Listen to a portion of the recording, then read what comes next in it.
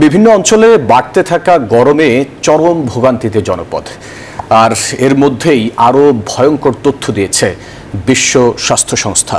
চলতি বছর বিশ্বে ডেঙ্গুতে প্রাণ হারাতে পারেন প্রায় 40,000 মানুষ, এমনটাই আশঙ্কা করছে WHO।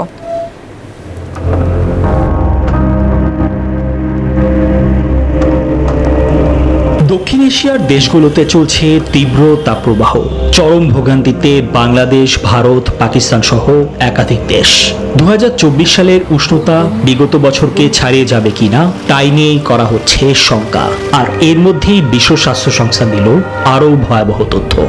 ওয়ালটন ফ্রিজ কিনে অনেকের মতো আপনিও হয়ে যেতে পারেন মিলেনিয়াল। সেরা পণ্যের সেরা অফার।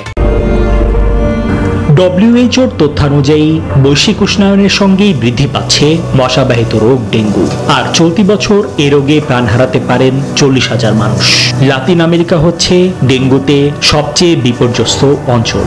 চলতি বছর অঞ্চলটিতে শনাক্ত হয়েছে প্রায় 60 লাখ রোগী, যার মধ্যে সিংহভাগই ব্রাজিলের। দ্য ইকোনমিস্টের প্রতিবেদন অনুযায়ী বিশ্বের সর্বত্রই ছড়িয়ে পড়ছে মশাবাহিত এই রোগ। বিশ্ব উষ্ণ হয়ে ওঠার সাথে পাল্লা দিয়ে বাড়ছে এডিস মশার উৎপাত। জলবায়ুর বর্তমান প্রবণতা অনুযায়ী দক্ষিণ ইউরোপ ও যুক্তরাষ্ট্রের বিশাল অংশে ছড়িয়ে পড়তে পারে এডিস মশা। এতে ডেঙ্গু আক্রান্ত হওয়ার ঝুঁকিতে রয়েছে আরও 200 কোটি মানুষ। জলবায়ু পরিবর্তনের সাথে খাপ খাইয়ে নিচ্ছে মশা। আগের বছরের তুলনায় দ্রুত হারে প্রজনন করছে।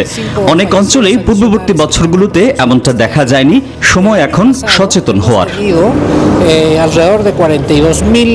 নগরায়নের ফলে মশার বংশবিস্তার আরও বেশি লক্ষ্য করা যাচ্ছে, যা দেখা যাচ্ছে বাংলাদেশ ও ভারতেও।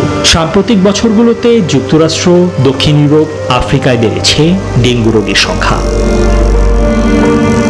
নিবির আমিন, নিউজ 24।